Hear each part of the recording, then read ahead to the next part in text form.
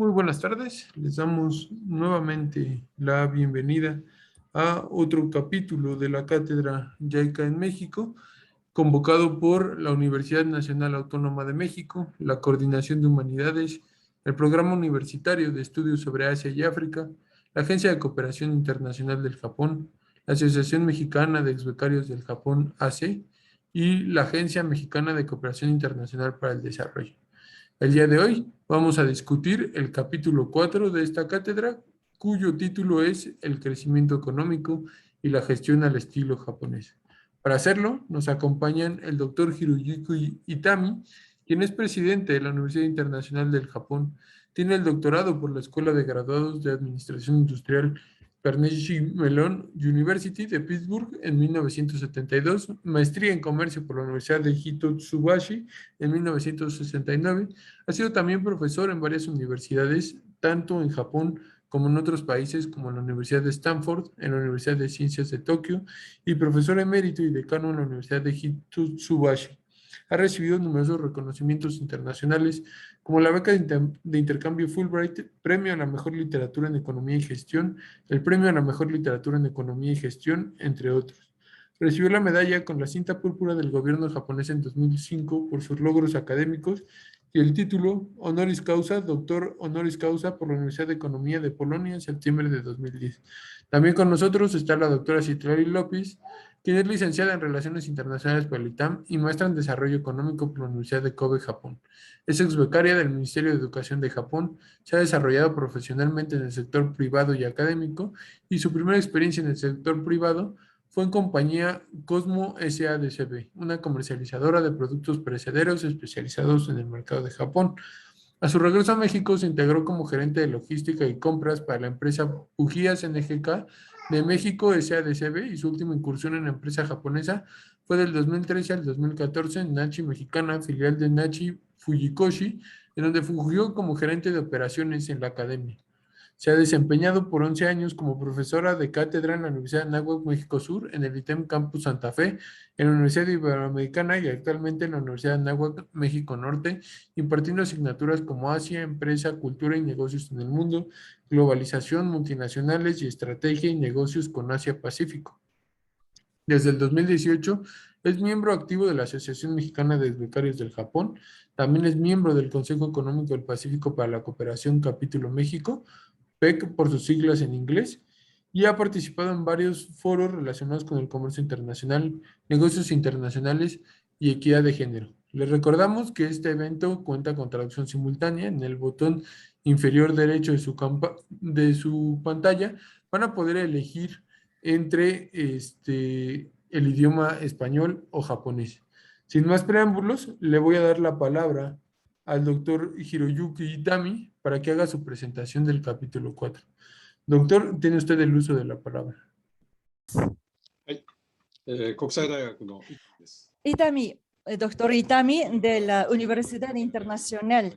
Les agradezco por ser invitado por JICA CHEA, Cátedra JICA en México. En los primeros 15 minutos quisiera hacer alguna hincapié sobre los temas de hoy. Y posteriormente escucharemos a la maestra Citlali Susana. Me gustaría hacer énfasis en los 3 puntos. Primer punto. ¿Cómo se logra el crecimiento económico? Tenemos que tener un conocimiento amplio, no solamente tener el conocimiento sobre las teorías económicas. Y el marco para explicar estos factores básicos están explicados en la primera sección del video. Este es un poco la repetición, pero quiero recalcar. Son 3 puntos. Primero, acumulación del pasado. Segundo factor es la fuente de recursos de energías para el crecimiento. Como el tercer punto es el sistema y mecanismo que puedan aprovechar de la potencia de un país. Vamos a ver cada uno de ellos. Primer punto, acumulación de pasado. Esto es muy importante para el crecimiento hacia el futuro. Por ejemplo, infraestructura industrial como redes de transportes, como ferrocarriles. Se puede decir como infraestructura industrial. Incluso el nivel de educación de un país. ¿Qué tanto un país ha logrado tener un nivel?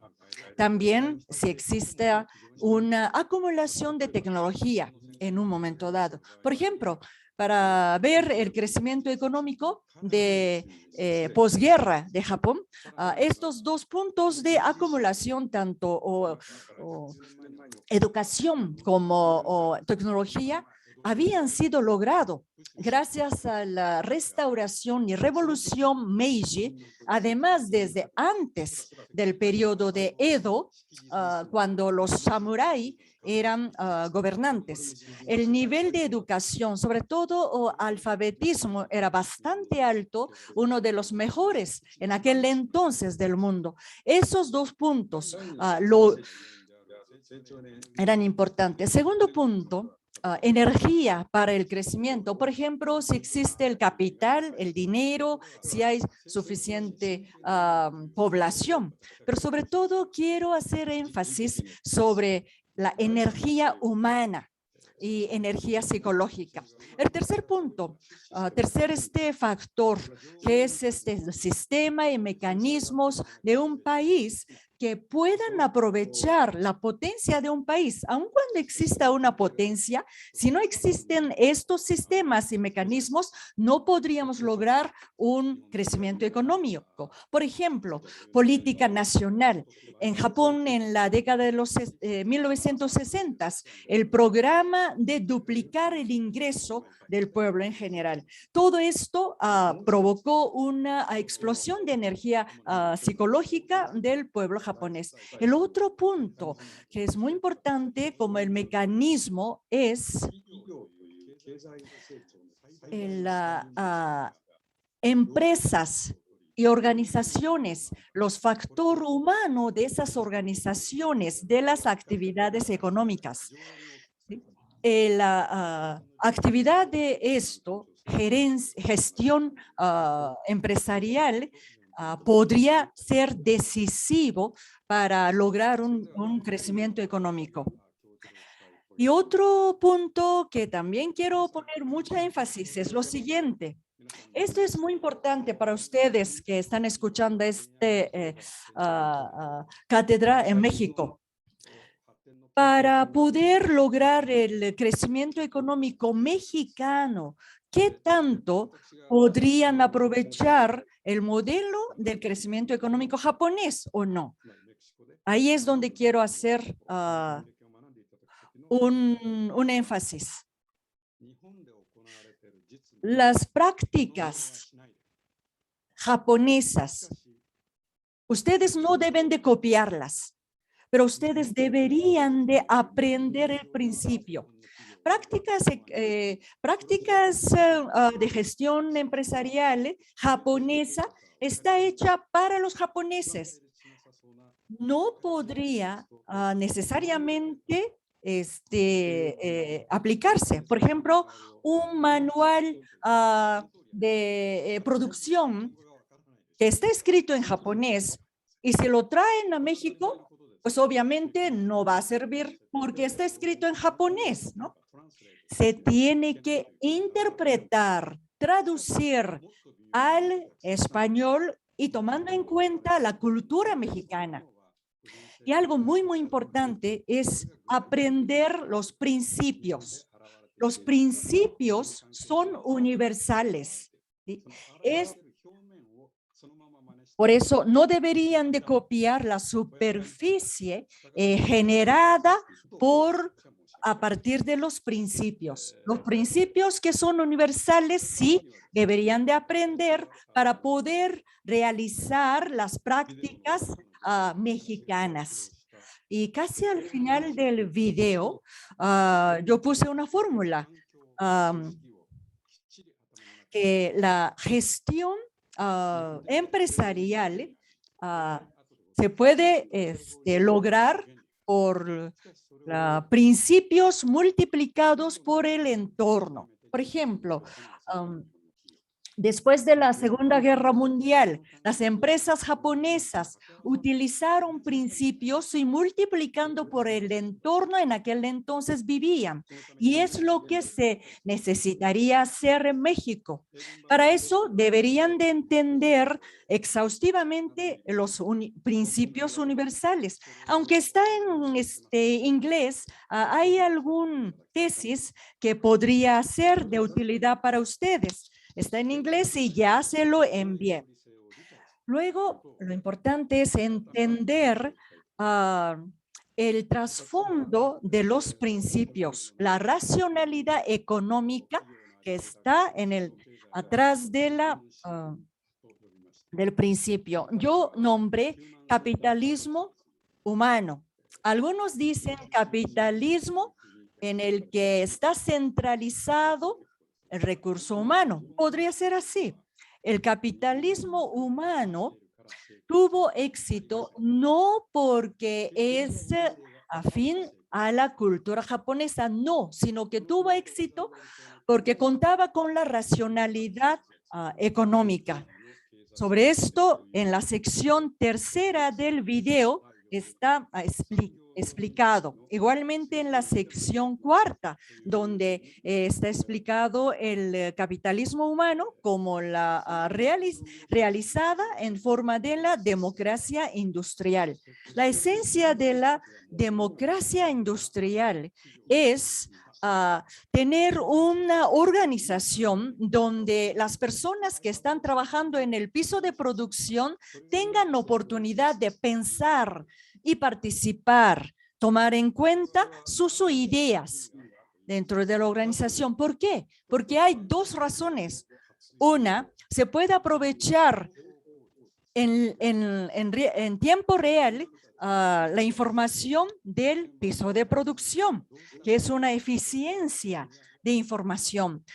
Las personas que están trabajando en el piso de producción conocen profundamente la situación de su piso de producción y a partir de eso se puede generar ideas. Pero en caso de que la organización es demasiado jerárquica y esa información primero sube al medio mando y luego ellos analizan y luego dan una instrucción desde arriba hacia abajo. Eso es como un triángulo. Primero la información desde abajo hacia arriba, luego una instrucción y orden de arriba hacia abajo. Esto significa mala comunicación o a veces malentendido, a veces intencionalmente no son más adecuadas. Entonces, se puede eficientizar esa información si se asimila en el piso de producción y toman las decisiones. Otro efecto es el aumento de la motivación de las personas que trabajan, que ellos mismos piensan que, lo que yo aporto se tomará con seriedad en mi empresa. Eso incrementa la motivación, provocaría mayor ganas de trabajar de las personas en el piso de producción. Estos, final de cuentas, puedan, no todas, pero en muchas de las empresas puedan poder incrementar su eficiencia. Como consecuencia, podrían incrementar el nivel de competitividad de un país que pueda lograr el crecimiento económico. Una de las empresas, que es Toyota, pudo aprovechar muy eficientemente este nivel, capitalismo humano. Yo creo que es una de las empresas que realiza muy exitosamente. Voy a mencionar sobre un caso. Una persona que solo terminó el nivel de secundaria y luego él aprendió en la escuela de Toyota en nivel de preparatoria, luego en nivel de ingeniería, pero dentro del ya como obrero de Toyota. Esa persona el año pasado llegó a ser uno de los miembros del Consejo de Administración de Toyota. En Toyota hay muchos que fueron obreros, que fueron técnicos, que terminaron apenas el nivel de preparatoria y llegaron a ocupar niveles más altos de la organización. Realmente es un caso muy excepcional, aún en Japón. El otro caso, un poco lastimoso, que quiero compartir con ustedes es la empresa Nissan, donde Carlos Ghosn, del brasileño de origen libanés, ocupó durante mucho tiempo su puesto CEO. Lamentablemente, no todas las decisiones fueron correctas, que provocaron un declive eminente de Nissan. Cuando entendamos el crecimiento económico, no solamente debemos de hablar de economía, macroeconomía, teorías de macroeconomía, sino pensar en el mecanismos y sistemas que puedan aprovechar muy acertadamente la racionalidad económica generada en el piso de producción. La racionalidad económica que ha podido disfrutar mucho Japón. Sin embargo, Japón tuvo un estallido de burbuja. Como ustedes también escucharon mi plática en el video, y también sobre eso ustedes preguntaron. Sobre esto quiero tocar más profundamente en la sesión de preguntas y respuestas. Muchas gracias, maestra Citlali. Paso mi micrófono a usted. Gracias. Muchas gracias, doctor Hiroyuki. Entonces, solamente comparto la presentación de la maestra Citlali para continuar con su ponencia. Adelante, maestra. Sí, muchas gracias, Itami Sensei. Dame un segundito aquí porque se me... ya. Buenas tardes. Agradezco a todas y todos los que nos están escuchando en México, en Japón y en otras latitudes. También quiero agradecer a la doctora Alicia Girón y a la maestra Benia de la Vega del PUEA por invitarme a participar en esta cátedra JICA PUEA. Asimismo, agradezco a todos los de JICA también y los que han estado relacionados con esta cátedra. Saludo al doctor Itami Hiroyuki y expreso el honor que es comentar este tema a su lado.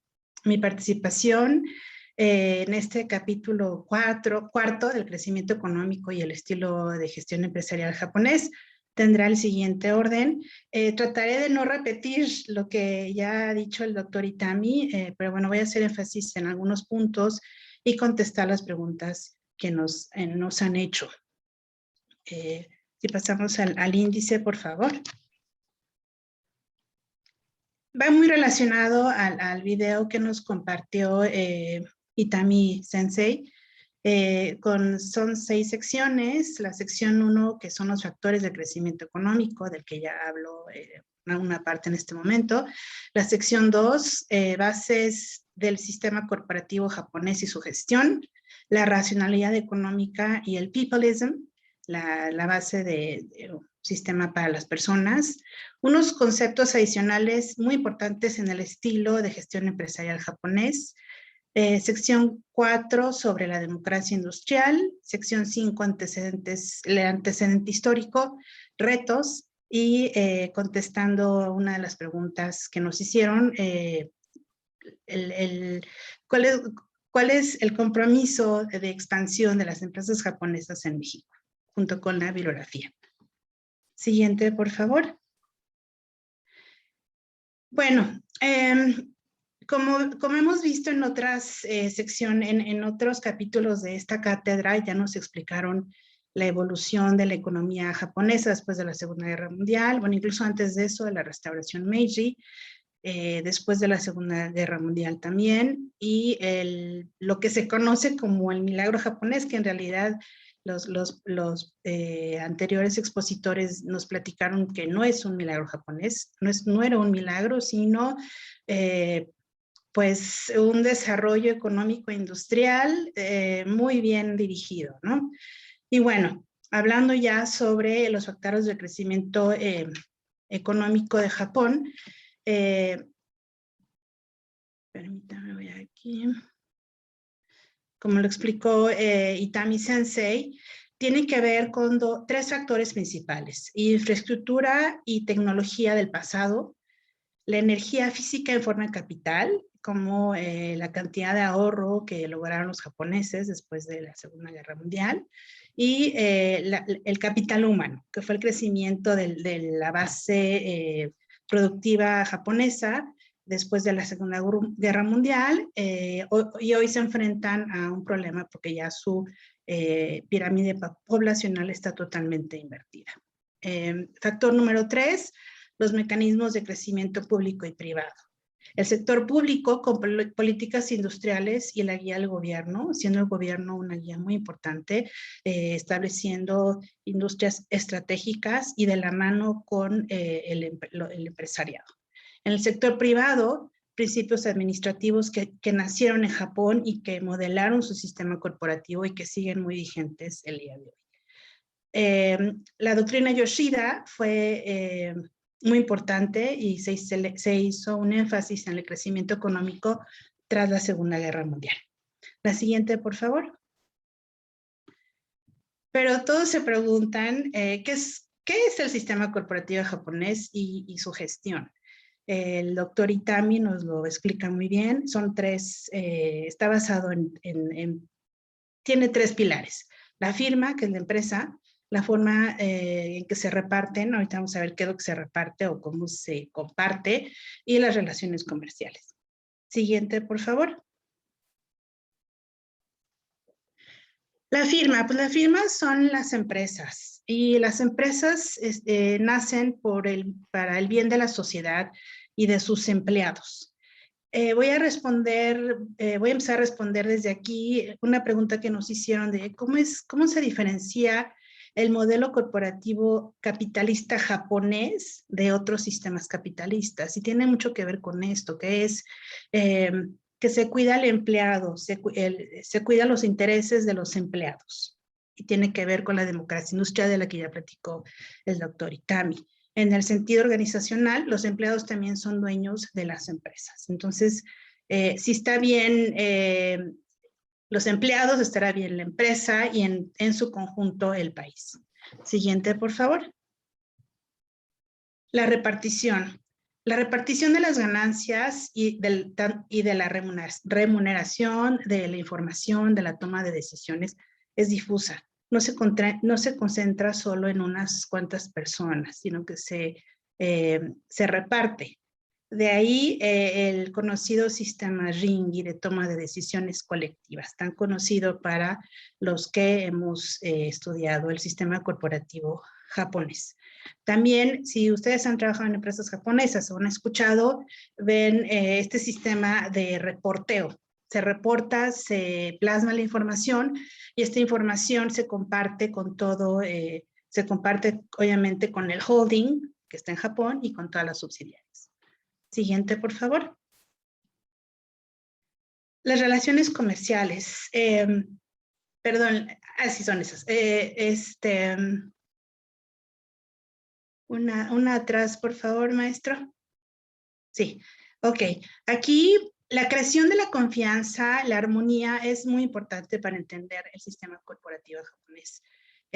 Todas las relaciones comerciales que se tienen con socios en industrias de soporte y con clientes debe ser armónica. Tienden a ser relaciones de muy largo plazo y cooperativas, donde se busca la relación de ganar-ganar. Siguiente, por favor. Esto es un resumen de esto, pero bueno, aquí podemos aplicar que la firma se cree que la empresa también es de los empleados. Entonces, ellos querrán trabajar por muchos años en la misma empresa. Ya hemos escuchado esto del empleo de por vida, que si en efecto para algunas nuevas generaciones como los millennials es evidente que está cambiando este sistema, sí sigue muy presente en la idiosincrasia de los japoneses, ¿no? La repartición de las ganancias tiene mucho que ver con la democracia industrial de la que nos habló el doctor Itami, cómo se manejan los círculos de calidad y ya aterrizándolo a algo práctico en las empresas. La mayoría de ellas tienen estos sistemas de círculos de calidad y de mejora continua, en donde los empleados, como lo comentó ahorita el doctor Itami, a nivel planta, participan en la mejora de los procesos del mismo programa o del mismo departamento en el que están, y esto los lleva a ponerse la camiseta, como decimos en México, y a perdurar en el empleo por mucho tiempo. Las relaciones comerciales, pues bueno, de largo plazo, producen intereses comunes de ganar-ganar. Siguiente, por favor. Bueno, y podemos resumir esta racionalidad económica del peopleism, que es un sistema para los humanos por el bien de la persona en estas características. Sistema centrado en las personas, trae consigo visión y cooperación a largo plazo, participación de todos los involucrados, no solo de los stockholders, sino de los stakeholders, que son todos los involucrados en la empresa. Cooperación, visión a largo plazo, eficiencia en la información, redes humanas armoniosas, estables e interpersonales. Siguiente, por favor. Bueno, aquí hago un paréntesis sobre algunos aspectos importantes del estilo de gestión empresarial japonés, que es que los empleados son contratados al salir de la universidad y se espera que permanezcan en la empresa hasta la jubilación. Se vuelven familia, ¿no? Al pertenecer a una empresa. La rotación laboral quiere decir que son generalistas. Es bien sabido que en Japón, aquellas personas que son contratadas por una empresa pueden cambiar varias veces de departamento y no es mal visto.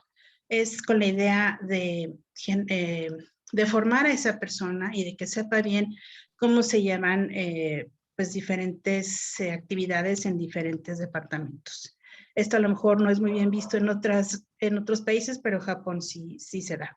Y muchas veces la legislación laboral dificulta el despido de empleados, incluso si no se desempeñan eficientemente. Adelante, por favor. Otros conceptos importantes para el estilo de gestión empresarial japonés es la noción del tate shakai, que es una sociedad jerárquica vertical. Es muy importante entender qué es el senpai, que es un senior, alguien que entró antes que nosotros a una empresa, o que es mayor que nosotros, o que en la universidad está en un grado superior. Y el kohai es aquel que entra en cuestiones empresariales pues después que nosotros, o tiene un nivel inferior, o entró después que nosotros a la universidad, y se crea una simbiosis entre senpai y kohai y una relación jerárquica, pero de cooperación y armonía. Proteger la armonía, que es el wa, se promueve a través de la cooperación y la buena relación entre los miembros de un grupo. Adelante, por favor. Otros conceptos ya mencionados anteriormente, el Total Quality Management, los círculos de calidad, y el Kaizen. El trabajo en equipo es constante, el control de calidad también, y el mejoramiento continuo es siempre presente. Ganbaru, ya lo han escuchado seguramente, el Ganbarimasu, es hacer siempre el máximo esfuerzo y dar lo mejor, trabajar duro. Gamanshimasu, o gaman, en sustantivo, significa resistencia, paciencia, perseverancia y autocontrol, en la vida y en el trabajo. Adelante, por favor. Bueno, No voy a tener mucho, no me voy a detener mucho aquí porque ya respondió la pregunta Itami Sensei sobre la democracia industrial, pero esto es muy evidente en la aplicación de los círculos de calidad, en donde se le permite y se busca la participación de todos los empleados en la mejora continua y en buscar ser mejores y estando ahí en un departamento o viendo qué se puede mejorar siempre. Esto obviamente trae una racionalidad económica y benéfica para las empresas, la sociedad y el individuo. Adelante, por favor. Bueno, esto es bien interesante, verle el antecedente histórico del sistema centrado en las personas. Y lo explicó yo creo que en una parte, cuando hablaron más de la historia, la restauración Meiji. Pero bueno, perdón, ok, sí. Después de la Segunda Guerra Mundial, se dio una explosión de energía, de democratización, tras la ocupación de las fuerzas aliadas. Esto, pues bueno, trajo mucha energía motivadora y económica al país.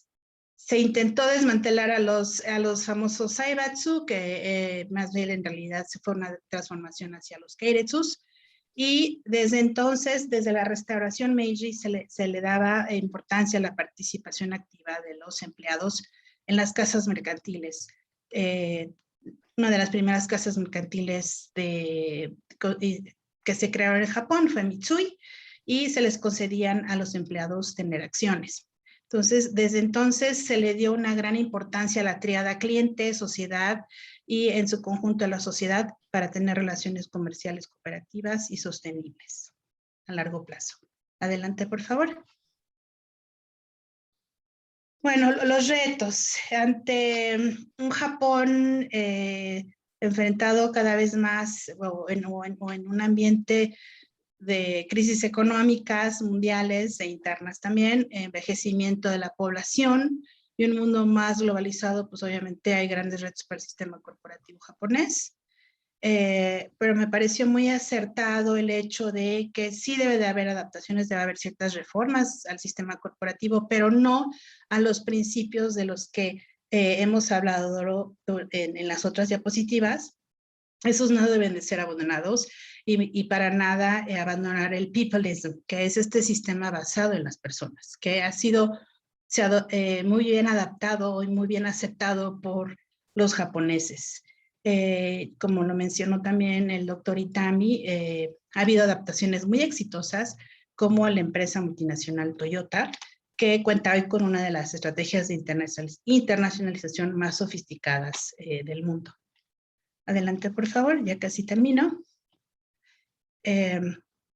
Y para responder una pregunta que nos hicieron de cuál es el compromiso de las empresas japonesas, en específico en México, para expandirse, yo diría que, pues, para los que no sepan, México y Japón cuentan con un acuerdo de asociación económica en vigor desde el 2005. Es un acuerdo comercial de tercera generación en donde se incluye el fomento a la inversión y a la cooperación bilateral.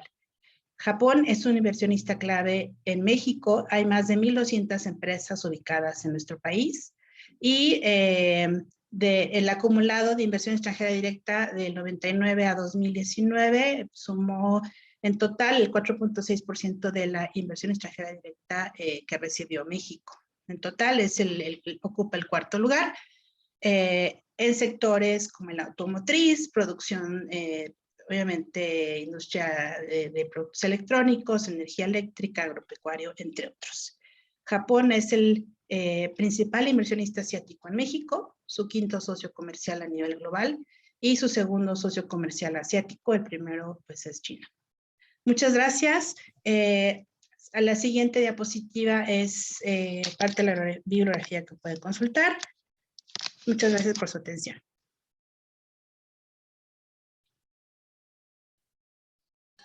Muchas gracias, doctora Citlali. Ahora vamos a pasar al panel de preguntas y respuestas. Algunas ya fueron tocadas, pero dan la oportunidad de profundizar.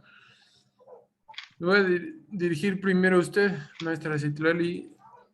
¿Cuál fue la estrategia que siguió el gobierno para que el modelo japonés Pleoplin continuara en las siguientes generaciones posteriores a la guerra, es decir, aquellas que no la vivieran? Hablando del sistema escolar y de salud. Muchas gracias.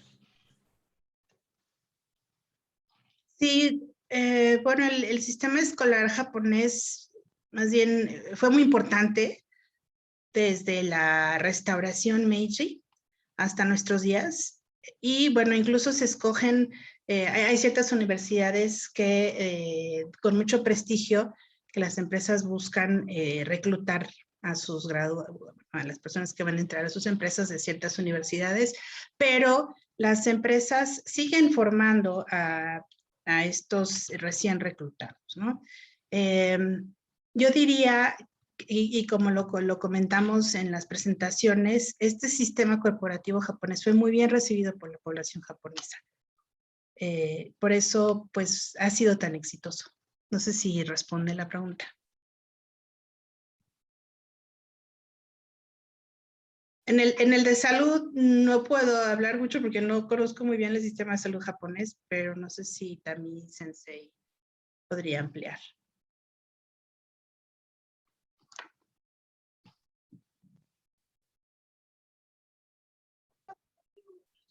Muchas gracias. Si gustan, podría intervenir un poco. Adelante.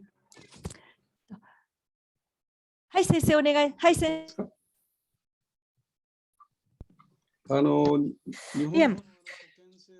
En cuanto al sistema de salud japonés, es una cobertura universal de la seguridad de salud. Gastos para la atención médica o de cada uno de los japoneses es muy poco. Yo no conozco la situación de México, pero yo estaba estudiando y enseñando en los Estados Unidos. Por eso conozco algo del sistema de salud de Estados Unidos. Es totalmente diferente que ese país donde las personas de escasas económicas no pueden obtener la asistencia médica. Eso no ocurre en Japón y es el nuevo sistema implementado después de la Segunda Guerra Mundial en nuestro país. Gracias. Muchas gracias, doctor Hiroyuki. Ahora me voy a dirigir a usted. La pregunta es, ¿cuál es la correlación entre el éxito de la democracia industrial, el nivel de escolaridad y el bienestar social? Muchas gracias.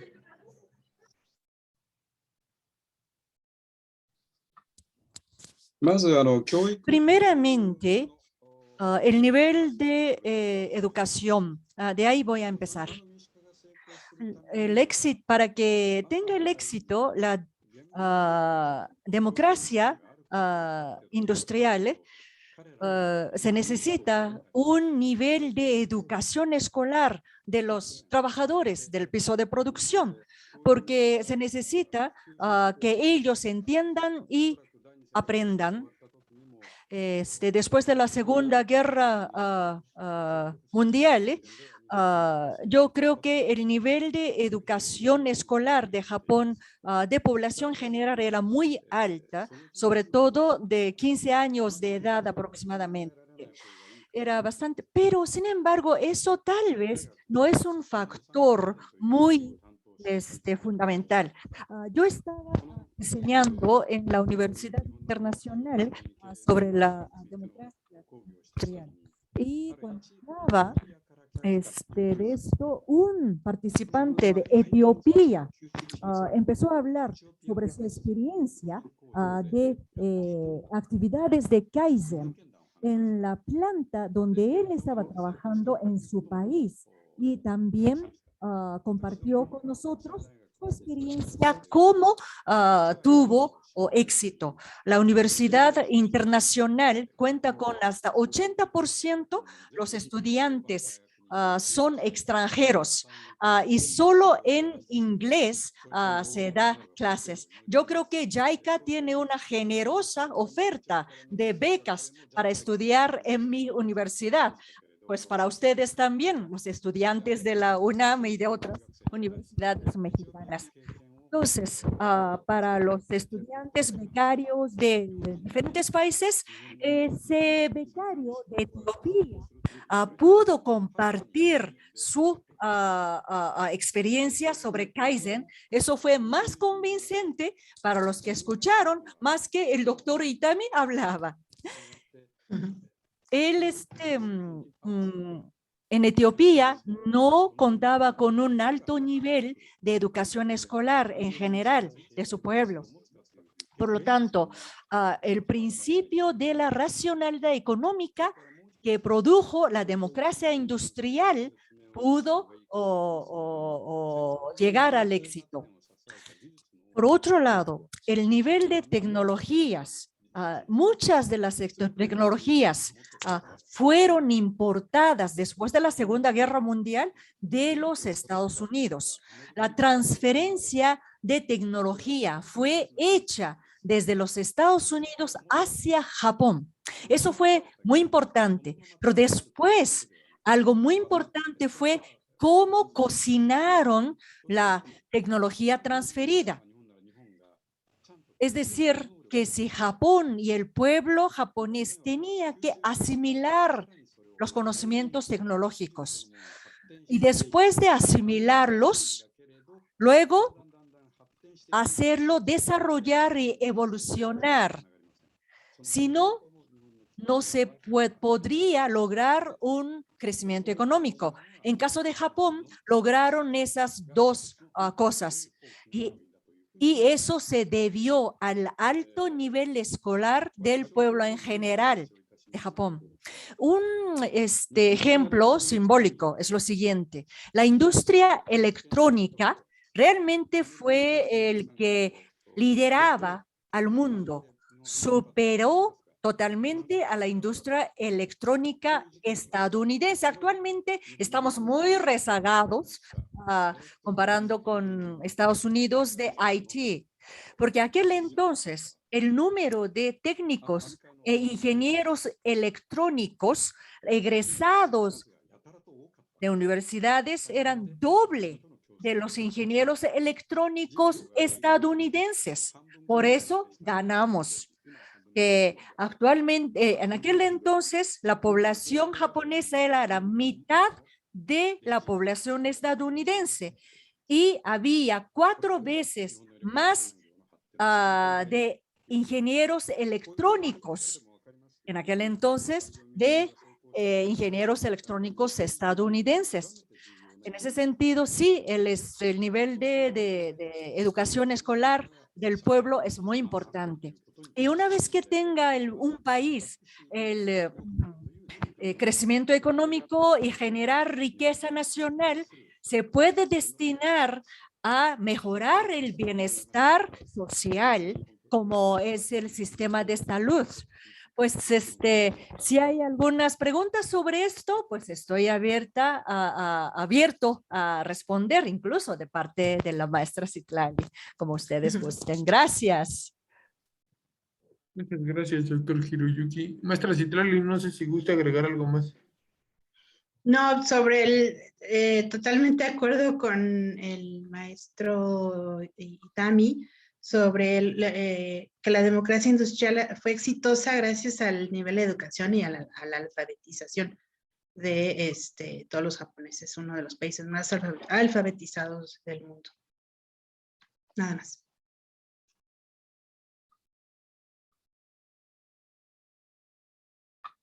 Muchas gracias, maestra Citlali. Me voy a volver a dirigir al doctor Hiroyuki. Doctor Hiroyuki, ¿cuáles fueron los factores determinantes de las bases del modelo japonés que fomentaron la formación de la burbuja económica? ¿Y cuál es el replanteamiento de los mismos actualmente? Muchas gracias.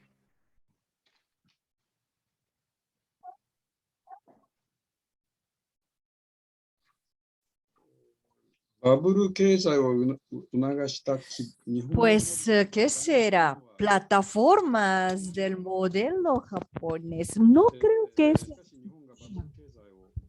pero es un hecho de que Japón sufrió una gran herida por el estallido de la burbuja. En el video no había mucho tiempo para poder explicar, por lo que aprovecho este momento para explicar este problema. En 1991, la burbuja económica japonesa estalló. Bajó a 1/3 el precio de acciones y que bajó totalmente el precio del valor territorial. Una gran herida a la economía japonesa. Eso fue provocado por la especulación que duraron 2, 3 años anteriores al estallido. Al bajar el valor de propiedad, es que esa especulación fue apoyado por el financiamiento bancario. Esas personas especuladoras, pues ya no pudo reembolsar a los bancos, por lo tanto los bancos pues, no podían seguir. Bueno, antes de eso existía una situación de sobrante excesiva de dinero por el cifra negra del balance comercial, que el Japón tenía muchísimo ingreso por el balance comercial, que había muchísimo dinero dentro de Japón. Sin embargo, en esa época que Japón, el gobierno, sin embargo, tuvo que tomar medidas nacionales de buscar demanda del mercado nacional por el conflicto japonés. Como Estados Unidos sufría déficit muy grande de balance comercial con Japón, por lo tanto el mercado doméstico de Japón, en vez de mercado internacional, Japón tenía que provocar esa demanda nacional interna que también provocó la excedencia del dinero dentro del país. Todo eso provocó la especulación. Actualmente en los Estados Unidos, después de la pandemia de corona, que los Estados Unidos está tratando de buscar, en Estados Unidos en este momento está ocurriendo el sobrante, una excesiva existencia de monedas dentro. Bueno, no puedo entrar más detalladamente sobre este punto. No sé qué es lo que va a pasar después en la economía estadounidense, después de la pandemia. Bueno, entonces, cuando estalló la burbuja, solo durante 2 años, de 91 a 93, el activo nacional total bajó muchísimo, enormemente. Esto significó 150% equivalente al PIB de aquel entonces. El sistema económico organizacional quedó muy dañado y todavía Japón no ha podido superar esta trauma. Otro daño muy fuerte fue lo siguiente.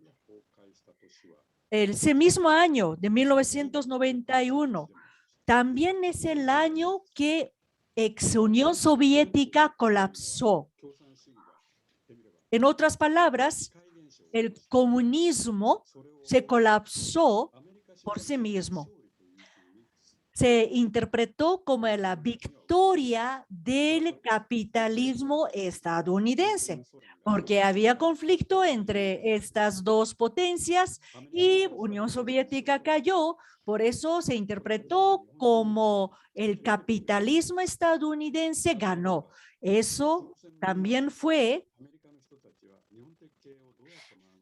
dañó a Japón. ¿Por qué? Porque un poco antes, muchos estadounidenses y empresas estadounidenses pensaban que pues el estilo de gestión empresarial japonesa es muy bueno, vamos a estudiar, vamos a aprender, pero por este colapso de la Unión Soviética ya dejaron de pensar así y eso se convirtió en crítica al estilo de gestión empresarial japonesa. Digamos, dos heridas.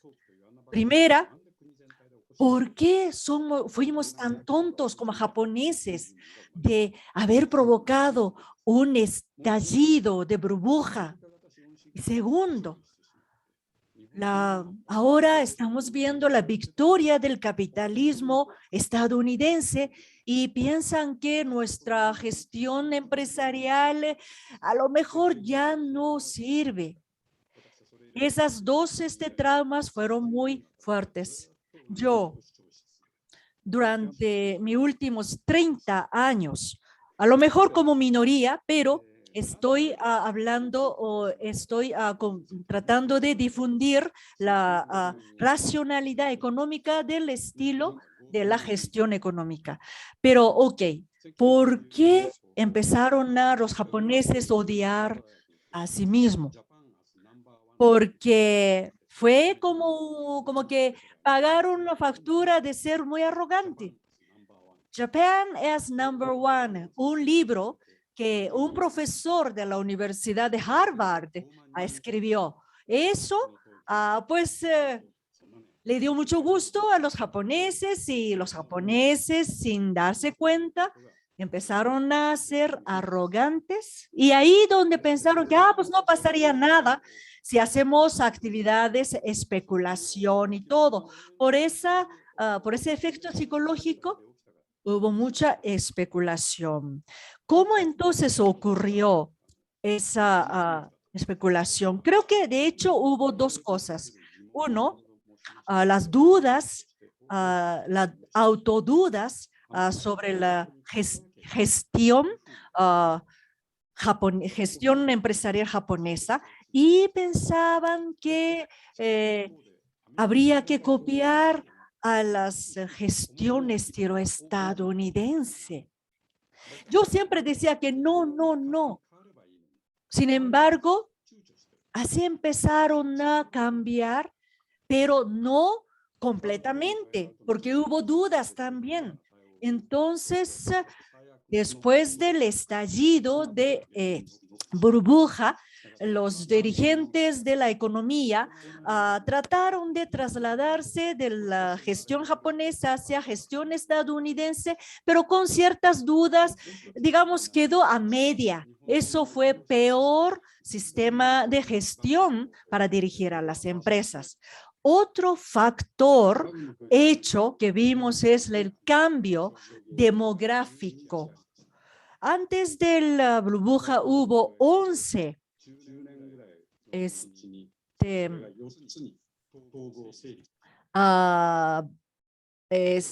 grupos bancarios, pero después de la burbuja se convirtió en 4.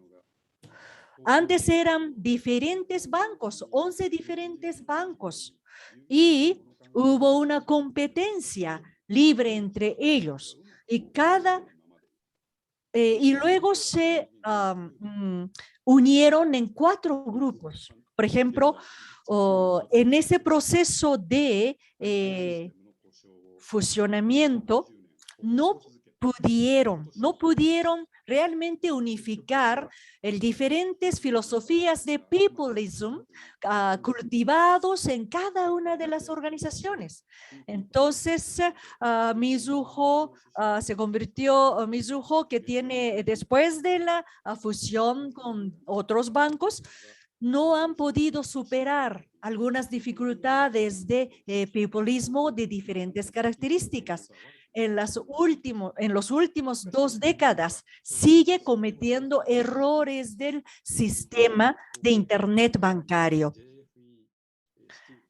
JFE Steel una de las grandes compañías siderúrgicas japonesas que tiene su centro aquí en México.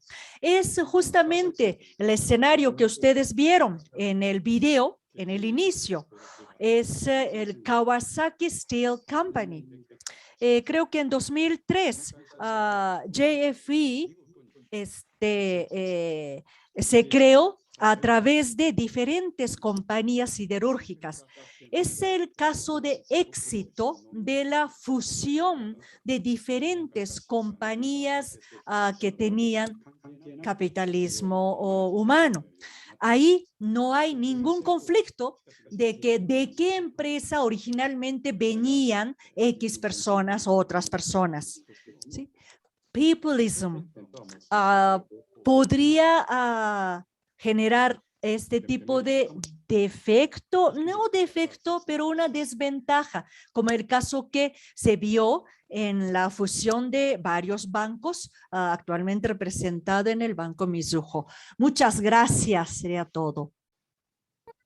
Muchas gracias, doctor Hiroyuki. Maestra Citlali, no sé si gusta agregar algo más. Sí, sí me gustaría agregar algo. Gracias, Itami Sensei.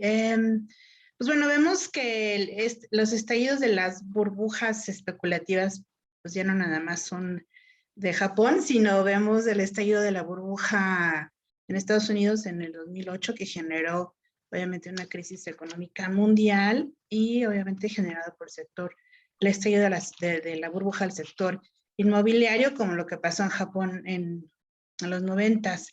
Entonces, sin embargo, vemos que Japón sigue siendo, oscilando entre la economía número 3 y 4 del mundo, caracterizado por la desindustrialización. Ya la industria manufacturera ya no está dentro de Japón, sino está fuera de Japón, en el resto del mundo.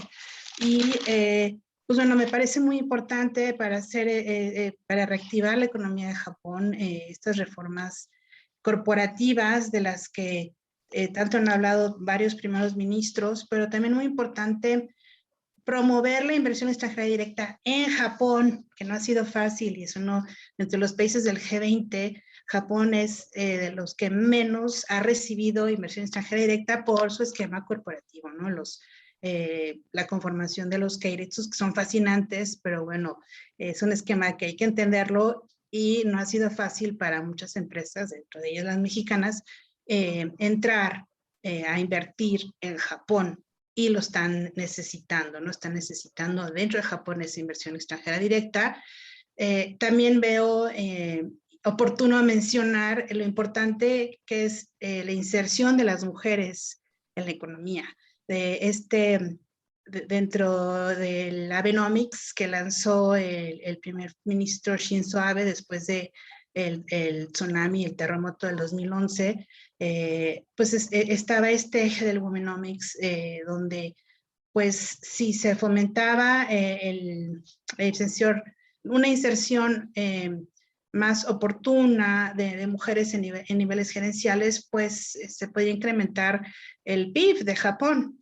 Entonces, es algo que vale la pena mencionar. Hasta ahí dejo esto. Muchas gracias, maestra Citlali. Ahora me voy a dirigir a usted. ¿Tienen planes actuales de expansión a más lugares? Maestro, ¿para quién dijo usted? Perdón, discúlpeme. Para la maestra Citlali, perdón, señora Seki. ¿Tienen planes actuales de expansión a más lugares y países como México para favorecer el desarrollo y crecimiento económico industrial de su país y del lugar donde se establezcan? Muchas gracias. Sí, incluso en la última parte de la presentación comentaba yo esta expansión de inversiones y empresas japonesas en México, que pues bueno, la punta de lanza fue la firma del Acuerdo de Asociación Económica México-Japón, y a partir de ahí pues bueno, se dio esta explosión de inversión japonesa en México, que pues bueno, cuentan con una relación amistosa de más de 400 años. No es nueva, pero esta parte de la inversión sí se incrementó a partir del 2005. Está muy bien establecida la inversión japonesa en México, en Latinoamérica también, pero sí creo que México de Latinoamérica es de los más importantes para Japón. Y ¿qué hace esta inversión en México? Pues bueno, hay creación de empleos, se da transferencia de tecnología, transferencia de know-how, entonces ha sido muy positiva para nuestro país. Gracias. 追加的に私が話してよろしいですか。Claro que sí, adelante. メキシコについては今、シトラル先生がおっしゃった通りだと思います。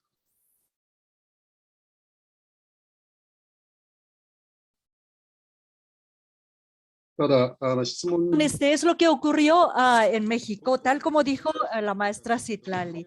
Pero, ¿cuáles son los planes que tienen y cuáles son los países y regiones que Japón o empresas japonesas están pensando? Me permito contestar. La inversión directa extranjera, inversión directa japonesa todavía es muy bajo nivel, comparando con los países como Estados Unidos, Corea del Sur, Alemania, haciendo una comparación del nivel de ocupación, comparando con el PIB, Japón, su inversión directa es muy baja. En la región de América Latina, México sí es el número 1.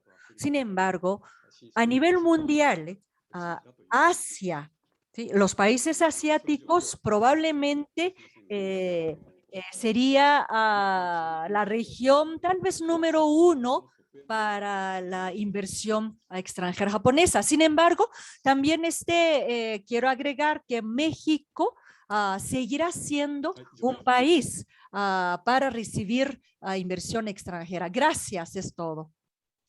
Inversión directa japonesa, perdón. Muchas gracias, doctor Hiroyuki. Voy a dirigirme nuevamente a usted con la siguiente pregunta. La pregunta es, ¿cómo ha sido el proceso general de adaptación y organizacional de las empresas japonesas allá en Japón en este entorno de la pandemia? Muchas gracias.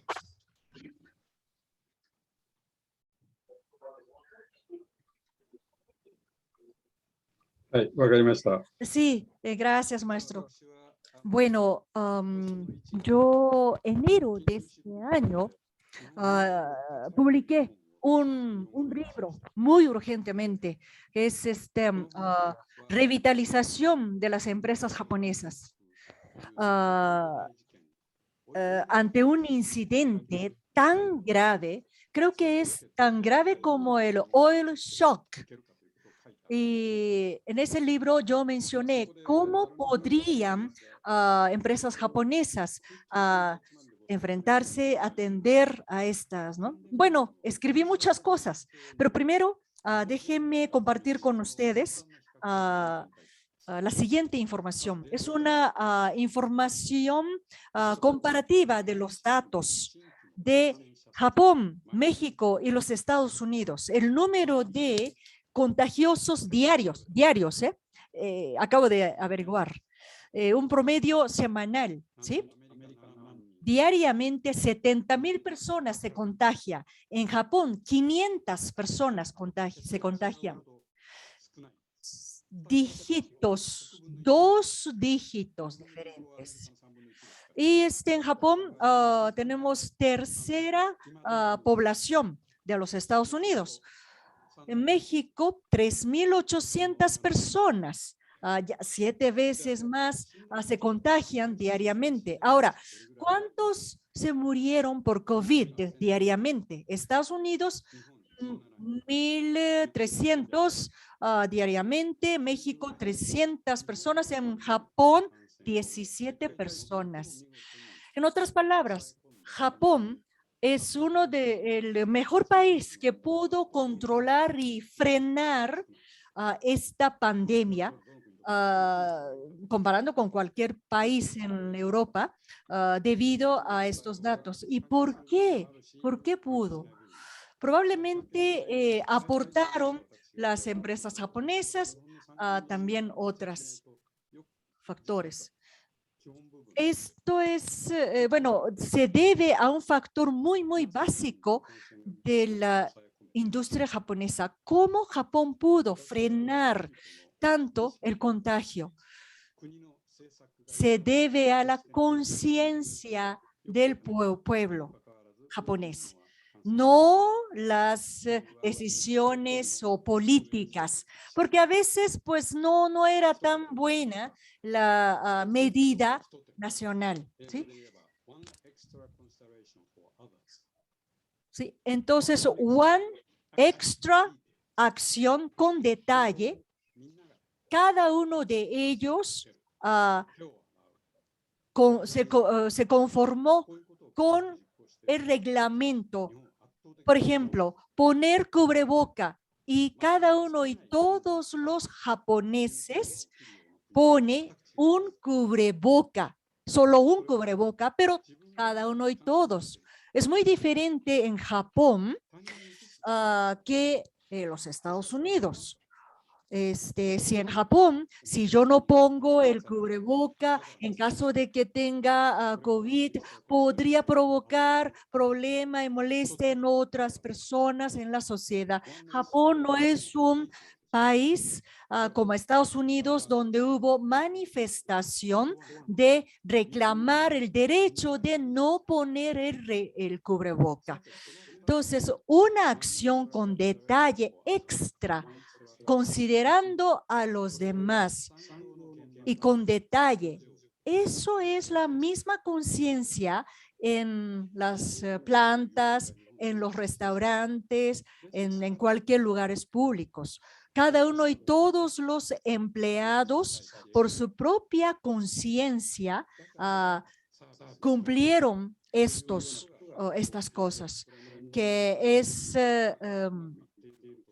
una evidencia de la democracia industrial de Japón. Y esa democracia industrial también aportó en gran medida frenar el contagio. Ahora, cada una de las empresas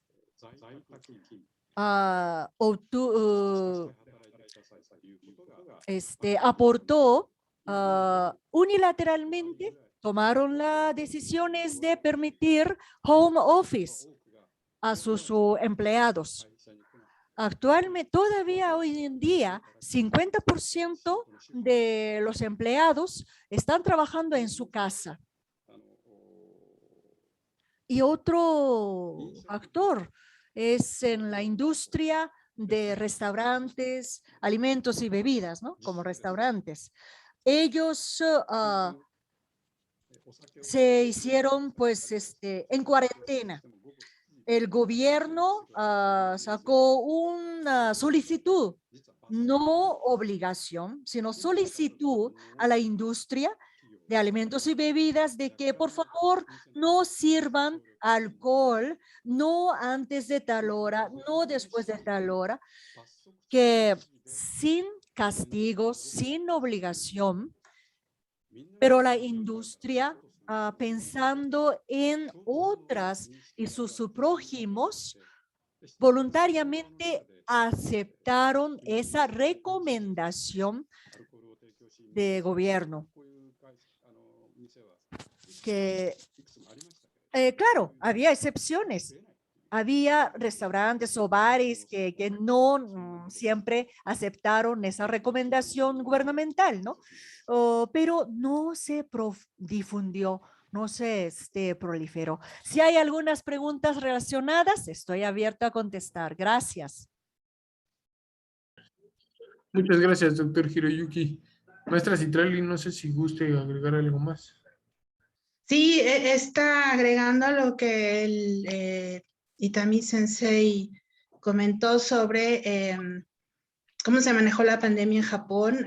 Nos llegaron a México pues muchas noticias de que la población en general estaba muy a disgusto con el gobierno japonés, sobre todo al principio con las políticas del ministro Abe, y después pues se enfermó y tuvo que renunciar. Pero bueno, hablando de la sociedad colectiva y la conciencia que tienen los japoneses en cuanto al uso del tapabocas, que incluso a los que hemos viajado a Japón nos ha tocado ver en época prepandémica que ya existía el uso del tapabocas por conciencia, cuando está un japonés enfermo, pues lo usa para no contagiar a los demás. Entonces, eso ya estaba muy arraigado en la cultura japonesa y yo creo que ayudó mucho al control de la pandemia, no solo en Japón, sino en otras sociedades asiáticas, en donde pues se controló mucho más rápido que en otros países como en Estados Unidos, donde pues sí, incluso hoy en día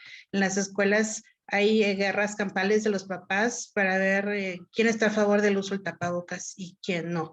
Pero bueno, esa parte es súper interesante sobre el colectivismo de la sociedad japonesa.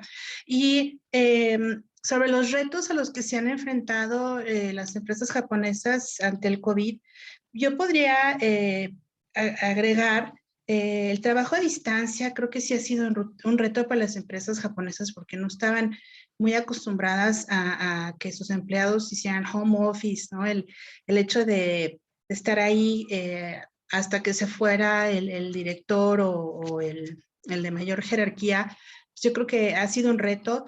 Lo han tenido que implementar por obvias razones, pero como en otras partes del mundo se ha tenido que implementar, y ha sido un giro de 360 grados para la forma de trabajo a nivel mundial, incluyendo México, donde todavía, pues yo puedo decir que igual como un 50% o a lo mejor un 40% de la población sigue en home office. Otro gran reto, veo yo, ha sido la digitalización de procesos, donde, pues bueno, en Japón todavía se usa el hanko, ¿no? El sello para firmar, los faxes. Entonces, sí han tenido que hacer un esfuerzo mayor para digitalizar procesos. Entonces, que bueno, era necesario y esta pandemia ha hecho todavía más rápido, más necesario este cambio en el sistema de trabajo dentro de Japón. Hasta ahí nada más. Muchas gracias.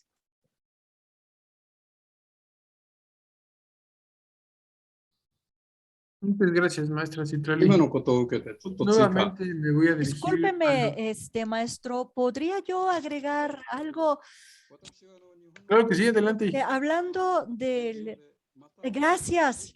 Sí, yo creo que el modo de trabajo en Japón no se mantendrá. Yo creo que regresarán los japoneses a su estilo de trabajo anterior, tradicional. Probablemente quedaría alguna parte como home office, pero sí, como usted dijo, es un poco incómodo. Por ejemplo, en mi universidad, estamos haciendo la junta en cada ¿cómo se llama? Casa, ¿no? Entonces, la mayoría son extranjeros, entonces, pues no hablamos de cosas rutinarias, no hablamos cotidianamente en face to face. Eso, pues ya que son extranjeros y no están tan acostumbrados en la cultura japonesa, entonces, como no hay conversación face to face, creo que hay más problemas ahora. Gracias. Muchas gracias, doctor Hiroyuki. Me voy a volver a dirigir a usted. Los constructos básicos de los corporativos siguen vigentes, igual que antes en la nueva normalidad mundial.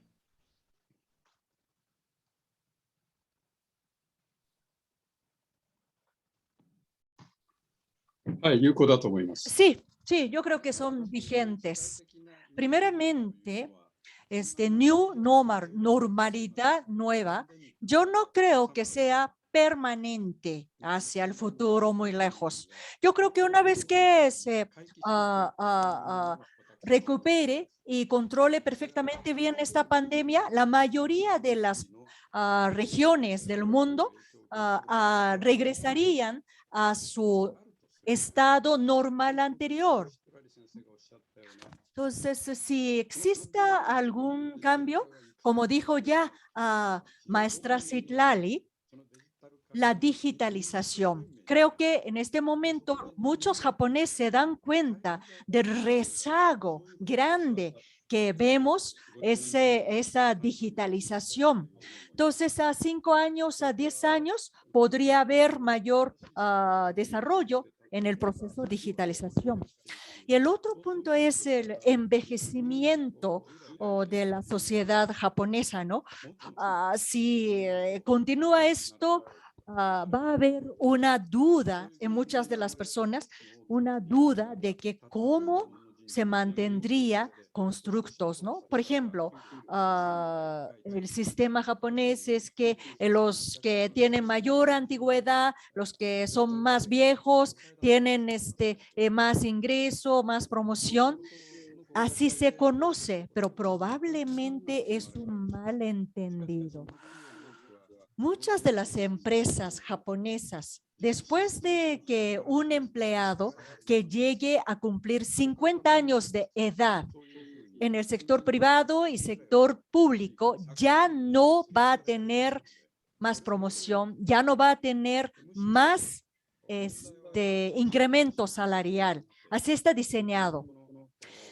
Más que envejecimiento, la otra duda es otro problema que yo veo es el disminución de población, que ya no va a haber más gente. Ok, mi respuesta es muy clara, que los viejos tendrán que seguir trabajando, los japoneses más.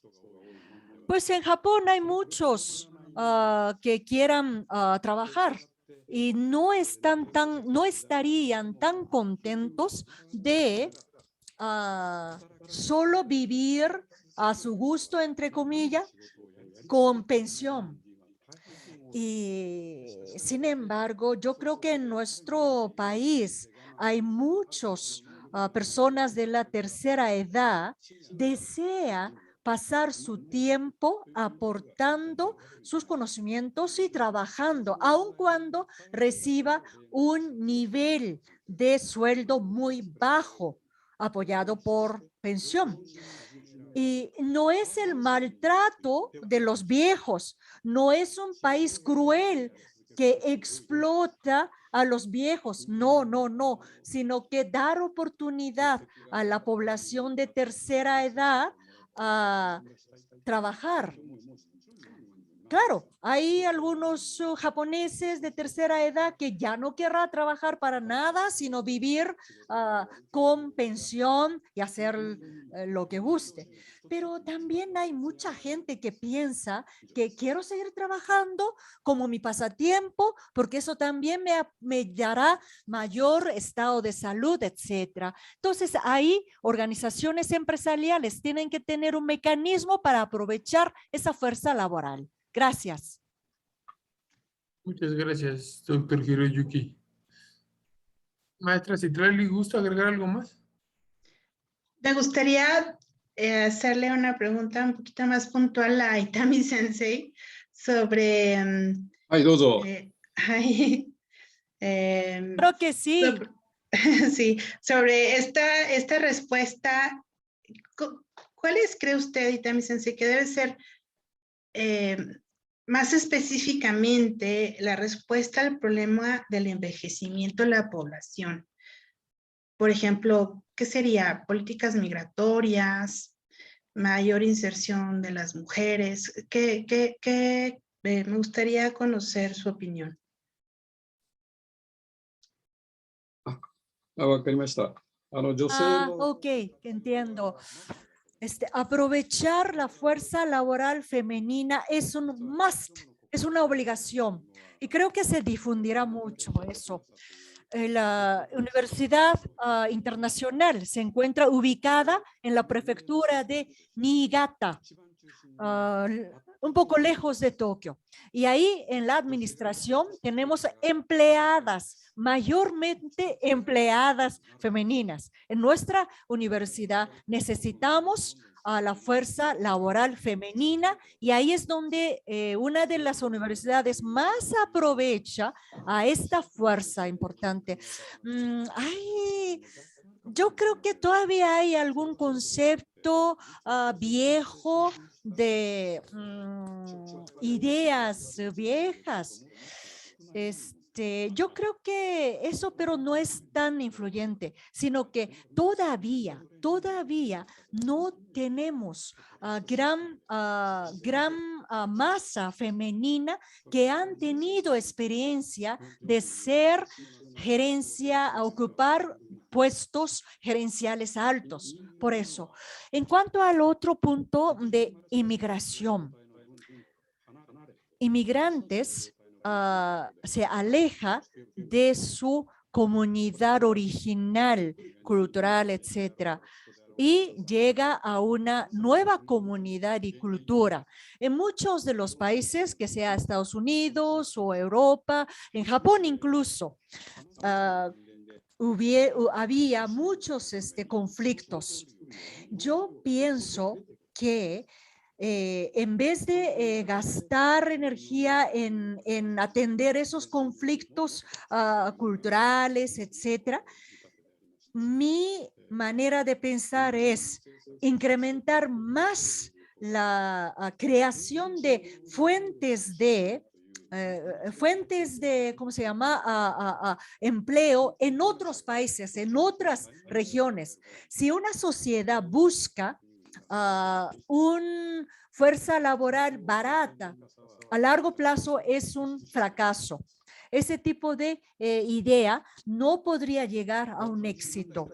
Yo no estoy contra de fuerza laboral de inmigrantes, ¿sí?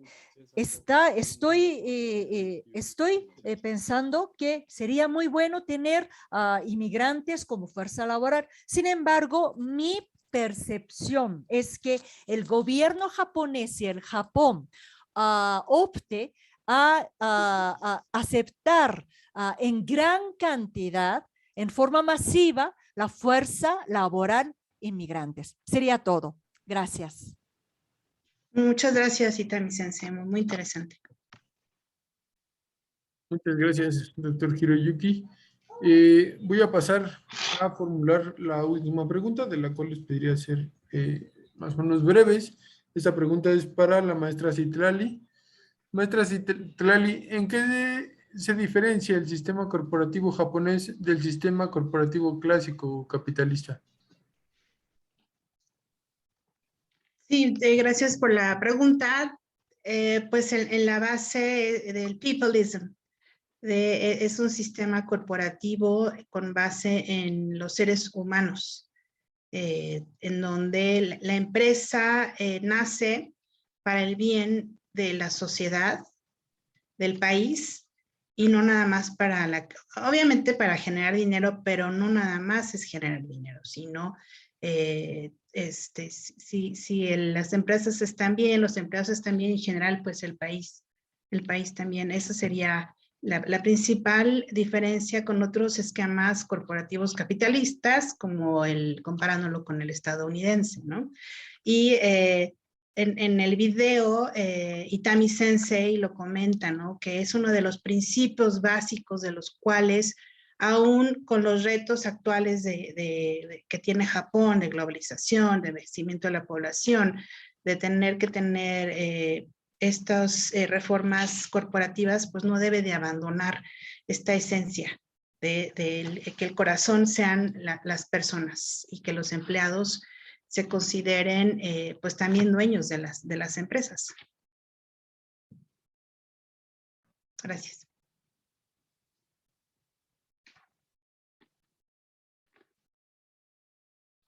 Muchas gracias. Doctor Hiroyuki. 私の方で1点だけ。はい、ありがとうございました。Sí, muchas gracias, maestro. Y muchas gracias, maestra Citlali, por resumir en sus palabras muy claras mi manera de pensar. Capitalismo de Europa, Estados Unidos, Alemania es bastante diferente.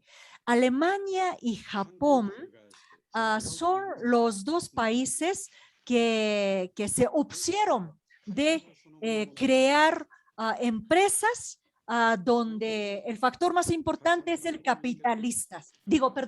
accionistas. Alemania cambió su ley de ley general mercantil, donde 50%, hasta 50% podrían tener los accionistas en Alemania.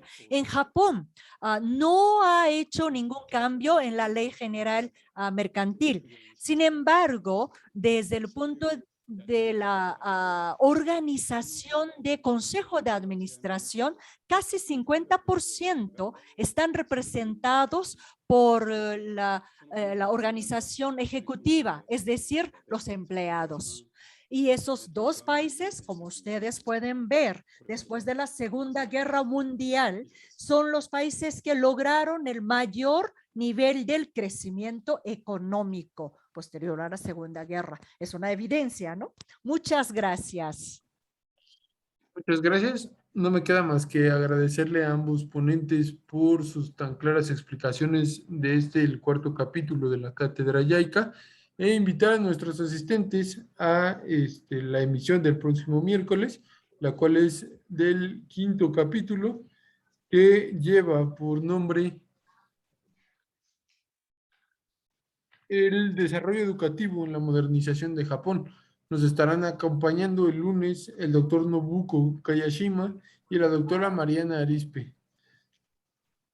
Les agradecemos su asistencia y nos vemos el próximo.